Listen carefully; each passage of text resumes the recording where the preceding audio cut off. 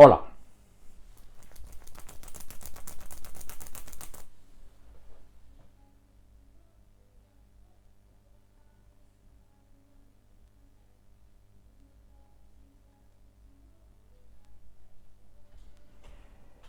Llevo años haciendo esta tontería, bueno, más bien décadas, y me sigue pareciendo verdadera magia que suceda esto de los papelillos. Y sí, esta es la demostración que se suele utilizar pues, para demostrar que las fuerzas electrostáticas, que son de las que vamos a hablar, en este vídeo y en los siguientes vídeos que hagamos durante los próximos días, que las fuerzas electrostáticas están allí y que uno, pues cuando las llama, pues aparecen, ¿no? Y con estos fenómenos que bien conocéis que son de electricidad estática. Lo que ocurre es que, por otro lado, parece ser como si las fuerzas electrostáticas estuvieran un poquito ocultas, ¿no? Que hiciera falta hacer esto de frotar un bolígrafo Bic para que al final se atraigan los papelillos y tal, ¿no? Pero por otro lado, pensar en la cantidad de fenómenos de nuestra vida cotidiana relacionados con la electricidad, ¿no? No hablemos del electrón, que estamos aburridos de verlo en química, pero sí de la corriente eléctrica, de la energía eléctrica, del electricista, de la electricidad, de la electrónica. Todas esas palabras están en nuestro mundo y sí, por supuestísimo que están relacionadas con los fenómenos eléctricos, con las fuerzas eléctricas, y esto nos está diciendo pues que el tema este del que vamos a hablar, que son las fuerzas electrostáticas, pues va a tener mucho recorrido y mucha conexión con nuestra vida cotidiana, ¿no? Por ver un poco el contraejemplo de las fuerzas gravitatorias, pues nadie las tiene que llamar porque sabemos que están ahí, ¿no? Dejamos caer un bolígrafo y que ahí sabemos que es por la fuerza gravitatoria. Y sin embargo, pues no tenemos una tecnología asociada a la gravedad, ¿eh? Cuando se rompe la luz, pues llamamos al electricista, pero nadie dice, uy, parece que hoy la gravedad no está funcionando bien, vamos a llamar aquí al técnico gravitólogo para ver si nos lo soluciona, ¿no? Así que sí, hay una diferencia importante entre estas fuerzas que parece ser que no son tan evidentes y sin embargo sí que tienen una repercusión muy grande en nuestra vida cotidiana porque sí, casi todos los dispositivos que hay a nuestro alrededor funcionan con electricidad. Y bueno, pues para no dar demasiada información al principio, pues vamos a empezar sabiendo qué es lo básico, a empezar diciendo qué es lo básico que hay que saber de estas fuerzas eléctricas. Y bueno, pues aquí os he puesto dos personajes históricos que hay que conocer sí o sí. El primero es Tales de Mileto, que en el siglo VI antes de Cristo, hace ya mucho tiempo, pues hizo lo mismo que hemos hecho nosotros. Frotó un bolígrafo Bic, bueno, no un bolígrafo Bic, frotó una barra de ámbar, que es una piedra semipreciosa, producida por unas resinas fosilizadas, etcétera, que al frotarla con unas telas, pues se dio cuenta que se manifestaban unos ciertos fenómenos parecidos al que hemos visto antes con los papelillos, ¿no? Y bueno, pues Tales de Mileto pues no hizo un estudio científico porque todavía no era el momento de hacerlo, pero sí que describió esos fenómenos relacionados con unas fuerzas que aparecían entre objetos cuando se frotaban.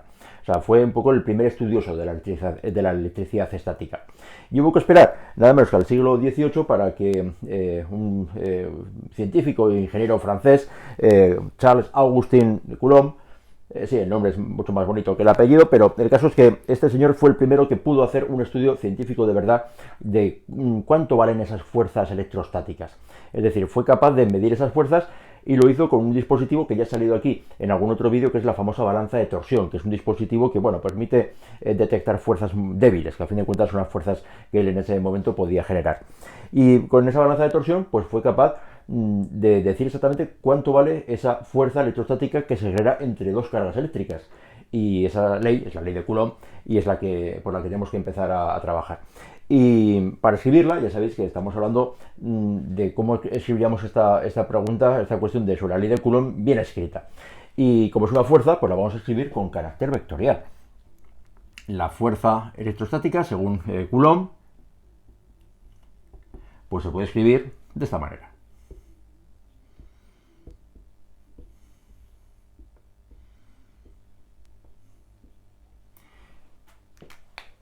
Es, sí, muy parecida a la ley de Newton de la gravitación universal, porque podríamos decir eso de que la fuerza electrostática entre dos cargas es directamente proporcional al producto de las cargas e inversamente proporcional al cuadrado de la distancia que las separa. Pues sí, es muy parecida, pero hay una serie de diferencias que es importante que subrayemos aquí para explicar bien la ley de Coulomb. Bueno, pues lo primero, que este vector unitario UR hay que ponerlo para subrayar el carácter vectorial de la fuerza. Si no lo pusiéramos, estaríamos dando solamente el módulo. Y si queremos expresar bien una fuerza, tenemos que dar esa dirección en el espacio. Y para indicar lo que es el vector unitario U sub R, pues sí, pues vamos a dibujar la situación básica en la que tenemos una carga Q. Y aquí tenemos otra carga Q, vamos a imaginarnos que es negativa. Aquí otra carga Q, tras Q, también negativa, separadas una distancia R, y debido a esa separación, pues van a experimentar, en este caso, pues sí, sería una fuerza repulsiva, que sería así. Esta es la fuerza eléctrica que experimenta la carga Q debido a la repulsión electrostática que le genera esta otra carga Q que tenemos aquí. Y claro, en este caso la fuerza va para afuera y es el vector U sub R sería así. Es el vector unitario en dirección radial. ¿Sí? Y expresado así está bien expresado. ¿Y por qué hay que decirlo? Bueno, pues porque si las dos cargas son negativas, significa que menos por menos sale más, y entonces el resultado de esta operación va a ser un número positivo que al multiplicarlo por el vector U sub R, pues me dará un vector con la misma dirección y el mismo sentido que U sub R. De manera que cuando estas dos cargas sean negativas, la fuerza es repulsiva y la fuerza tiene el mismo sentido que el U sub R. Y lo mismo sucederá, obviamente, cuando las dos cargas sean positivas. De nuevo tendremos un número positivo, que multiplicado por el vector unitario U sub R me dará una fuerza también repulsiva. Y lo contrario sucede cuando las cargas tienen distinto signo. Si la carga Q es positiva y la Q es negativa, o viceversa, en ese caso, al hacer este producto de cargas, me saldría un número negativo, y ese número negativo, al multiplicarlo por U sub R, me dará un vector con la misma dirección, pero sentido opuesto. En ese caso tendríamos una fuerza atractiva. De manera que esta expresión que tenemos aquí describe tanto las fuerzas repulsivas, cuando las cargas sean del mismo signo, como las fuerzas atractivas, cuando las cargas sean de distinto signo. Así que con una única expresión matemática, pues tenemos esto pues bien expresado, ¿no? Insistiendo que el U sub R es el vector unitario en dirección radial, ¿vale? Bueno, pues esta es la ley de Coulomb, es muy importante, la vamos a aplicar mucho en ejercicios, y la vamos a aplicar, pues, solamente si queréis con la parte del módulo, ¿verdad? Pero para explicarme esta pregunta en una cuestión de teoría, hay que ponerla de esta forma y, por supuesto, con el dibujo obligatorio, ¿vale? La separación aquí es obvio que es R, la separación que habría entre esas cargas, suponiendo que son puntuales, y del mismo modo que hemos calculado la fuerza que la carga Q ejerce sobre esta otra carga Q, que es la dirección repulsiva, si quisiéramos hacer el cálculo de la contrafuerza, pues tendríamos que calcular la fuerza que esta carga Q ejerce sobre esta otra, y sí, la fuerza pues sería en este caso también repulsiva, y no nos engañemos, esta fuerza y su contrafuerza me van a salir exactamente iguales en módulo y dirección, sentidos opuestos. ¿Por qué? Pues porque igual me va a dar el resultado si multiplico una Q por otra que si le invierto el orden de estas dos Qs, el orden de los factores no altera el producto, etcétera. Y esto tenía que ser sí o sí la misma fuerza, pero con sentidos opuestos, porque se tiene que verificar, por supuestísimo, la tercera ley de Newton, ¿vale? Bueno, pues, repito, de la ley de Coulomb, nombrar pues quién fue su artífice, lo veo como una ley que pudo comprobar experimentalmente. Esta es la expresión matemática que hay que poner y ponerla bien, con su carácter vectorial, y el dibujito en el que representa qué sucede ahí para un caso sencillo, ¿no? En este caso, cuando tengamos dos cargas negativas, qué es lo que sucede, ¿de acuerdo? Así que esta sería la ley de Coulomb. Hay que decir más cosas, y es que, ¿qué ocurre con esa K? Se parece muchísimo, como sabéis, a la constante de la gravitación, pero os aseguro que es completamente distinta. Y la diferencia la vamos a ver ahora, y es que esta K, para el vacío, es decir, si las dos cargas están en el vacío o en el aire, que básicamente es como si estuviera vacío, el valor que tiene es 9 por 10 elevado a la 9. Las unidades, ya sabéis que las unidades de la K las sacamos despejando la K. Lo podemos hacer mentalmente. Si despejo la K es igual a la fuerza por la distancia al cuadrado partido por las cargas al cuadrado. ¿Sí? Pasarían aquí dividiendo. Así que esto sería las unidades Newton por metro cuadrado partido por coulombio cuadrado, que son las unidades internacionales de la carga eléctrica, ¿vale?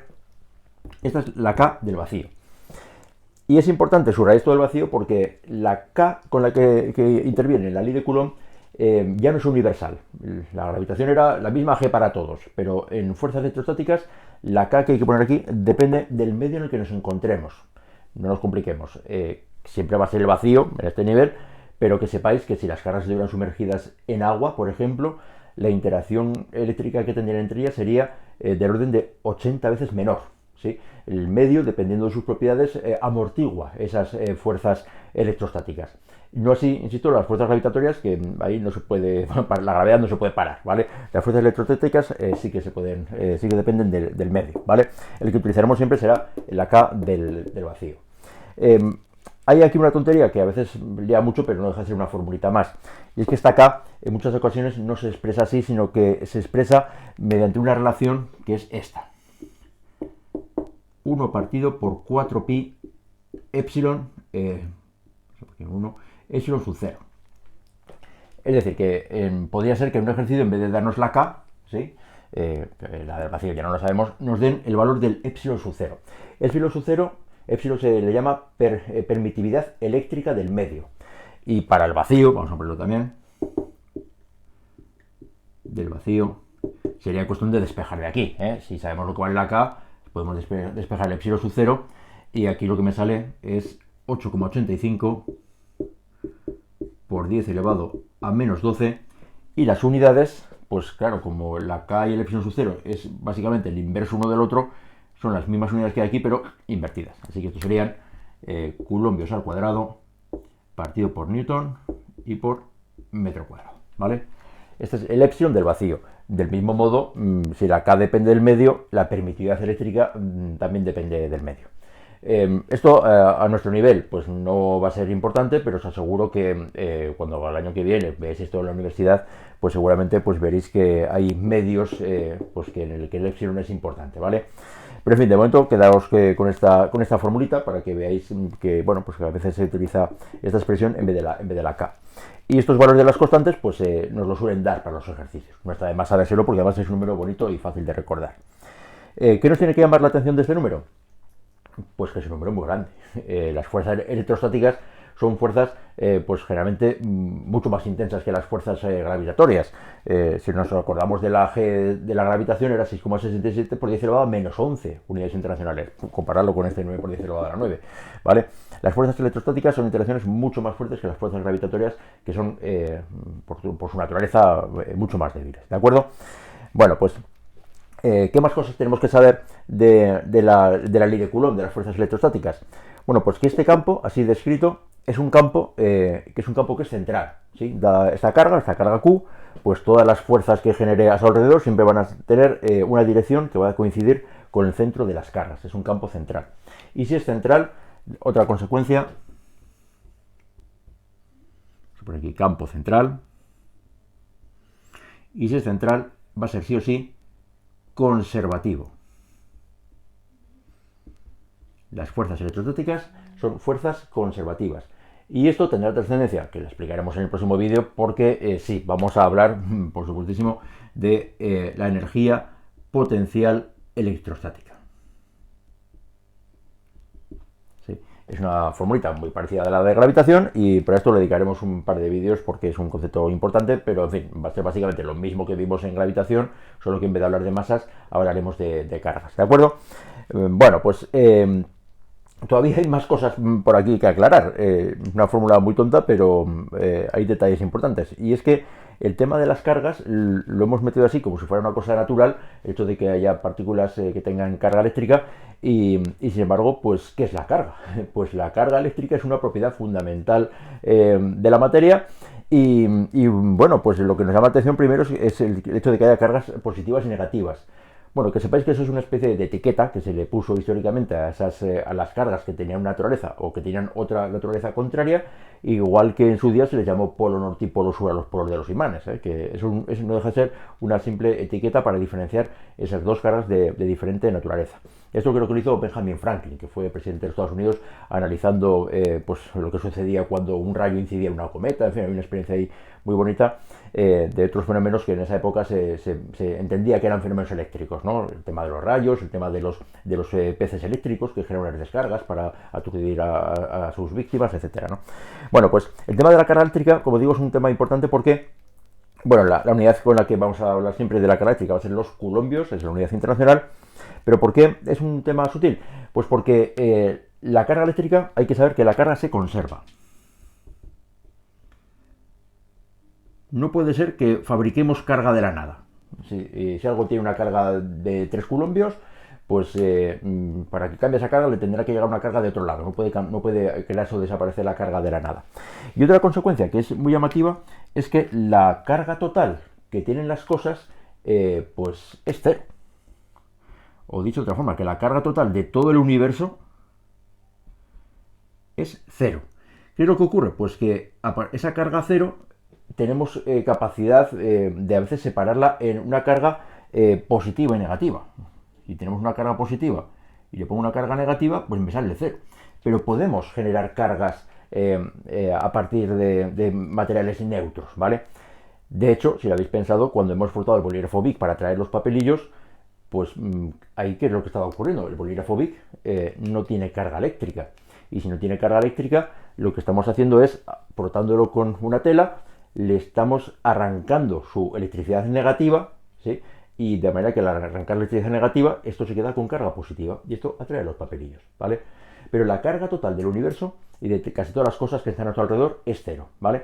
Y es esto lo que justifica el hecho de que las cargas eléctricas, o mejor, las interacciones eléctricas sean tan a veces difíciles de ver, porque las cosas no tienen carga eléctrica, así que no se nos van a quedar pegadas, a no ser que hagamos algo con ellas, ¿vale?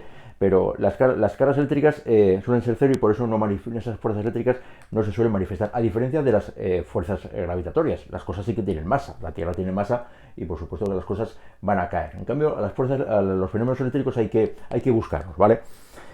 Más cosas importantes de la carga eléctrica. Pues el tema de que existan cargas eléctricas viene porque los constituyentes de la materia pues tienen su carga eléctrica también. Y ya sabemos que los átomos pues están formados de cargas positivas y negativas. Vamos a poner el ejemplo más tonto. El hidrógeno sabemos que es un protón que tiene una carga eléctrica positiva y alrededor un electrón que tiene su carga... ¿Electrón qué he hecho? Una carga negativa, ¿vale? Este sería un átomo de hidrógeno que globalmente es neutro, pero la materia tiene su carga positiva y negativa. Bueno, pues lo que ocurre es que las cargas eléctricas no pueden tomar cualquier valor, sino que están, se dice, cuantizadas. Las cargas eléctricas hay un valor mínimo que menos que ese valor no se puede tener y se considera como valor de referencia la carga del electrón. La carga del electrón es menos 1,6 por 10 elevado a menos 19 coulombios. Y las cosas cuando se cargan con un múltiplo de este número. Si arrancamos un electrón, se quedan con esa carga. Si arrancamos 2 electrones, el doble. Si arrancamos 10 electrones, 10 veces más. Pero no podemos arrancar medio electrón, ¿vale? Y esta es la carga del electrón. Adivinar cuál será la carga del protón. La misma, pero positiva. Exactamente la misma, pero positiva. De manera que sí, se cumple que el hidrógeno y cualesquiera otros átomos, hay un balance total de las cargas que hace que su carga total sea cero, pero ese cero no viene de que no haya cargas, ¿vale? Viene de que hay el mismo número de cargas positivas que de negativas, ¿vale? O sea que la materia tiene una naturaleza intrínsecamente eléctrica, ¿vale? Las cargas como los protones, que son positivas, cargas negativas como los electrones, pero siempre con un número que balancea unas con otras. Y menos que esta carga, en principio, no puede haber. ¿Por qué decimos en principio? Pues porque esto se decía hace pues 50 años, hasta que alguien dijo, sí, el protón, pero ¿qué hay aquí dentro del protón? Pues dentro del protón, como ya algunos sabréis, pues resulta que se sabe que hay 3 particulitas, que son los 3 quarks, 2 quarks up y un quark down, y cada uno de esos 3 quarks pues tiene carga eléctrica, de manera que si el protón tiene la carga de 1,6 por 10 a la menos 19 coulombios, ¿qué carga tienen los quarks up y down? Bueno, pues es una cosa casi de matemática de fracciones. Las cargas up tienen más un tercio de esta carga de electrón y aquí otro más un tercio, me hace 2 tercios y la del down es menos 2 tercios de esa carga. O sea que las cargas siguen estando cuantizadas, pero no en este número, sino en tercios de ese número. Y ya sé que estaréis pensando que seguramente alguien mirará dentro de un quark up y descubrirá que hay otras cargas constituyentes que tienen otra naturaleza. Bueno, eso descubrirlo vosotros, que seguro que lo conseguís, ¿de acuerdo? Bueno, pues Como veis, la naturaleza eléctrica de la materia está por todas partes y sobre todo lo más bonito es que, como decíamos antes, parece que la fuerza electrostática pasa desapercibida, de ninguna manera. Absolutamente toda la química se basa en fuerzas electrostáticas. Lo que sucede cuando un átomo se queda unido a otro para formar un sólido, pues son de una forma u otra interacciones de positivo con negativo, que es lo que hace que esos átomos se queden unidos y conformen un sólido, que conformen el material que sea. Y todo lo que tiene que ver pues, con el funcionamiento de los seres vivos, de las reacciones químicas, con todo, es química y por lo tanto funciona gracias a estas interacciones eléctricas. Bueno, pues ya veis que la fuerza electrostática da muchísimo, muchísimo de sí y todavía hay cosas que no se saben de ella. Y lo último que os voy a pintar aquí pues es un dibujo que representa la visión que tenemos actualmente de cómo son las fuerzas electrostáticas. La ley de Coulomb está muy bien, pero os aseguro que un físico actual pues no interpreta así con esta formulita de la interacción eléctrica, sino que lo que vería es que estos dos electrones que se están repeliendo lo interpretaría con un dibujo pues muy bonito, que seguramente habéis visto ya en algún sitio. Así vería un físico teórico una interacción entre dos electrones que se repelen. Esto sería un electrón, este sería otro electrón, y lo que sucede es que se están intercambiando un fotón, nada menos. Y aquí lo que hace el electrón es que cuando lanza el fotón hacia allá, pues el retroceso de ese lanzamiento es lo que hace que se desvíe para ese lado. Pero este fotón que ha lanzado lo acaba recibiendo el otro electrón y fruto de ese electronazo que está recibiendo, pues desvía su trayectoria hacia allá. O sea que la aparente repulsión entre dos electrones que desvían su trayectoria de este modo no es sino el resultado de un bombardeo de fotones, de partículas de luz, entre un electrón y el otro, ¿vale? Esta sería la descripción actual que se tiene de cómo funciona de verdad la interacción eléctrica. Bueno, pues ya veis, muchas cosas que están debajo de una fórmula tan simple como la ley de Coulomb. Bueno, pues en los siguientes vídeos pues iremos no tanto a hablar de fuerza, sino de campo eléctrico. Y ya digo pues que nos dejamos unas cuantas cosas por el tintero. Hablaremos por supuesto de la energía potencial electrostática e incluso en el próximo tema, que será de magnetismo, aclararemos por qué tenemos que hablar de fuerzas electroestáticas. ¿Qué pasa? ¿Que las cargas tienen que estar quietas? Sí, tienen que estar quietas, porque si están moviéndose, eso es otra película. Y la contaremos en otra ocasión. ¿De acuerdo? Venga, hasta la próxima.